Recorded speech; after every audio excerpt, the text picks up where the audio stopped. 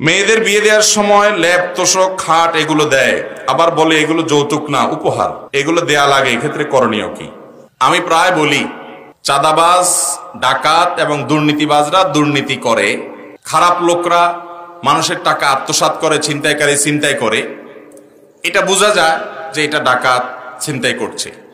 কিন্তু যারা যৌতুক নেয় উপহার বলে, এখন অবশ্য উপহারও বলে না, এখন আরো আপডেট হয়েছে, টাকা পয়সা লাগবে তো বিয়ের সময় মেয়ের বাপকে বলে যে আমাদের তো আসলে কিচ্ছুর দরকার নাই, আপনি শুধু 2-3 লাখ টাকা হাওলাত দিবেন, ভিসা আসছে সৌদি আরবের, ছেলে সৌদি আরব চলে যাবে, মালয়েশিয়া চলে যাবে, ভিসার টাকা হাওলাত দিবেন, আমরা আপনার কাছে আল্লাহর রাস্তে চাই না, যৌতুক আমরা খাই না, এটা হারাম আমরা জানি। মেয়ের বাপ তার কাছ থেকে আপনি উপহারের নাম দিয়া, হাওলাতের নাম দিয়া বিভিন্ন রকমে যে সমস্ত খাট পালং ফ্রিজ কিনছেন এবং তার কাছ থেকে এগুলো আদায় করছেন, মোটরসাইকেল আদায় করছেন, টেলিভিশন আদায় করছেন, এগুলো সম্পূর্ণ হারাম এবং নাজায়েজ।